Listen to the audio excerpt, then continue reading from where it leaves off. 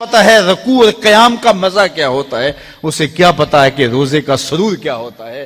تو اگر ہم اپنے دل کے میل اتاریں گے تو دل کی آنکھیں کھلیں گی، تو پھر زندگی کا لطف آنا شروع ہوگا، پھر پتا چلے گا اسلام کیا ہے، پھر پتا چلے گا دین کیا ہے۔ اللہ اکبر۔ اسی لیے قرآن نے کہا من کان فی ھذہ اعمی فہو فی الآخرۃ اعمی واضل سبیلا، جو دنیا میں اندھا رہا کل قیامت کے دن بھی نابینا اٹھایا جائے گا۔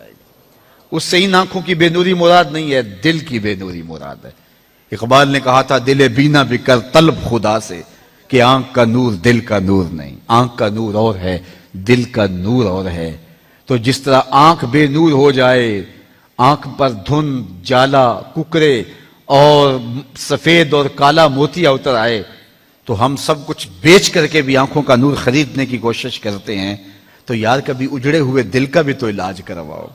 علاج تمہارے گھر میں پڑا ہے، راتوں کی تنہائیوں میں اٹھ کے قرآن پڑھو اور ساتھ رویا کرو، دیکھنا دل کے میل اترنا شروع ہو جائیں گے، اور دل کے پردے سے وہ غلاستیں جب اتریں گی تو پھر پتا چلے گا کہ دل جمال یار کیسے دیکھتا ہے، دل کی دنیا کیا ہے۔ وچئی بھیڑے وچئی چھیڑے وچئی ونج مہانے ہو، 14 طبق دلے دے اندر تمبو وانگوں تانے ہو، پھر پتا چلے گا یہ دل دنیا کیا ہے۔ پھر اس کی تڑپ، اس کی بے چینی، اس کا اضطراب زندگی کا حاصل بن جائے گا۔ پھر زندگی کی بے چینی اور دل کی بے چینی اور دل کا محبوب کی یاد میں تڑپنا تمہیں سرور دے گا۔ پھر تم ایک ایک عضو میں دل مانگو گے۔ وہ مزہ دیا تڑپ نے میری آرزو ہے یا رب، وہ مزہ دیا تڑپ نے میری آرزو ہے یا رب، میرے دونوں پہلوؤں میں دل بے قرار ہوتا۔ پھر سمجھ آئے گی کہ یہ دل کتنی قیمتی شے ہے۔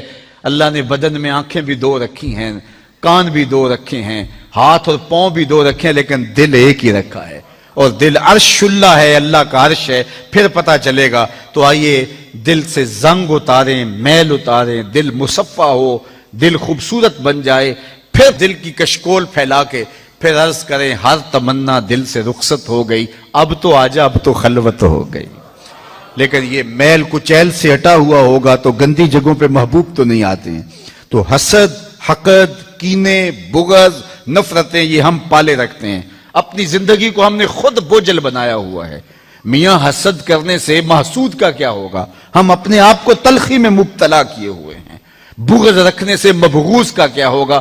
ہم اپنے آپ کو بوجھ میں مبتلا کیے ہوئے۔ تو اپنے دل سے یہ سارے بوجھ اتار کر کے جب دل کو مصفا اور مزکا کریں گے تو پھر دیکھیے کہ دل کے آئینے میں کیسے جمال یار دکھائی دیتا ہے۔ تو اس دل کی اصلاح ہوگی کثرت کے ساتھ قرآن مجید کی تلاوت کرنے سے۔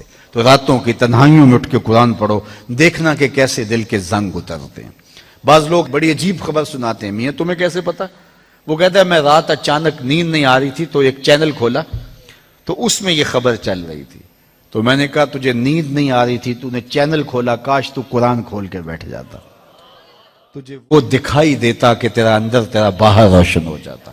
تو راتوں کی تنہائیوں میں اٹھ کے قرآن مجید پڑھنے کا مزاج پیدا کریں، اپنی صبح کا آغاز قرآن مجید کی تلاوت سے کریں، اپنے دن کو سمیٹیں، سونے کی تیاری کریں، سورہ ملک سے اپنے معاملات کو سمیٹیں۔ یہ چند دن کر کے دیکھ لیں۔